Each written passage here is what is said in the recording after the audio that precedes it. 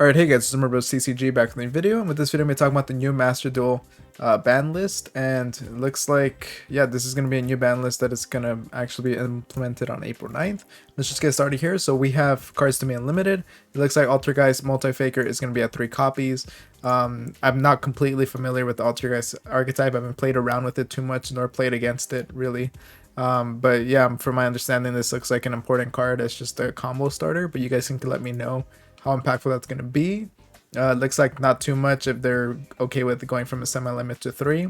Here we have 3 from 2 to 3, so leading Oviraptor. So I actually just made a dinosaur deck profile. If you guys want to check it out, it's going to be in the top right corner. But this is going to be fun to play around with. I'm definitely going to have to test this and see if the 3rd copy is something I want to consider adding. Let me know if you guys think that would be a good idea. But I think it's definitely something fun to play around with. Then we have 3 copies of Super Polymerization. So this is going to be a little annoying to deal with, just because the decks that do utilize this are like extremely capable of utilizing it and making it pretty consistent while having this card in their deck. And yeah, seeing more of this card feels like it can be a little annoying, but looks like Konami at least didn't think it posed enough of a threat to keep it at 2. Here we have Divine Wind of Mist Valley. So I haven't seen this card really, but I know it's a really good field spell just to be able to special summon wind monsters, and being able to special summon a level 4 or lower wind monster from your deck seems pretty busted. And yeah, it's also a soft once return, so that's nice to see. And then Galatea. So again, Orcus, I haven't played too much with it, but from my understanding, Galatea is from what I've seen, it seems like a very key component to the archetype. And seeing this at 3 copies looks like it's just going to be more consistency. Spellbook of Judgment at 3 copies. This card is insane for Spellbook. It just gives them so much value. Just adding so many Spellbook spell cards from their deck to their hand, and also being able to just special summon from your deck one spellcaster monster whose level is less than or equal to the number of cards added to your hand. So pretty busted card, but looks like they're okay with putting it at 3 copies. Spiral Quick Fix. So this card, just another great one just for being able to search things out. And again, just a card that's able to give you so much value. And yeah, it's also not a hard once return at all. So seeing this at 3 copies, I think it's going to be fun for Spiral players. And then cards to be semi-limited. So here we have Runic Fountain, which is the field spell that actually lets Runic be Runic. And having it at 2 copies doesn't seem like a heavy hit. It's just going to hit the consistency a bit.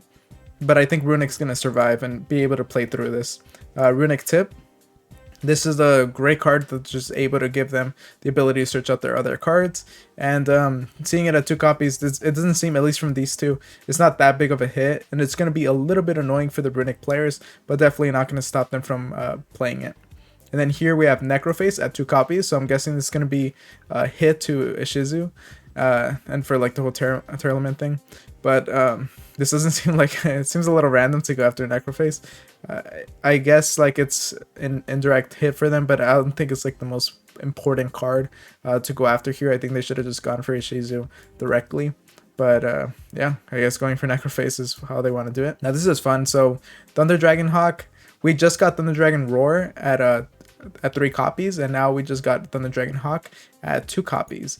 So this looks like it's gonna impact the consistency of the deck a lot. Thunder Dragon Hawk is just a key component of the deck that just gives you the ability to summon out Colossus really easily. So I am gonna have fun adding this and playing around with it, and I might do an updated deck profile. Again, let me know if you guys want to see that. Yeah, definitely fun to see that. And then here we have Skill Drain. So Skill Drain, just an annoying card that obviously I'm sure a lot of you guys have dealt with. And yeah, it looks like Rivalry of Warlords goes in matches. So yeah, they're hitting all these cards. That's good to see. I don't think they're gonna hit. There can be only one, which seems weird that they just decided to go after these, but not that. I guess like it's an okay list of Floodgates to hit. Floodgates, just hitting them in general, just it's great. It's gonna make people less likely to play them, and they're just annoying cards that kind of ruin the game. And seeing these at 1 copy is solid. I wish there could be only one was here as well, but we'll take what we can get, I suppose. And then here, Herald of Orange Light. So this card actually did run a bit on as a tech card in my Fluffle deck, just because I thought it'd be fun to have a monster negate there. you do kind of lose out on a bit of value, but the decks that are able to utilize this card can get so much value out of it. And yeah, looks like it's finally at 1 copy, and you can see that it matches the TCG and OCG. Yeah, here we have Flouanderies and the Magnificent map. So I actually did build Flouanderies in Master Duel. I just stopped playing it because I thought the deck was pretty boring. Just because you kind of just play through the same hand every time.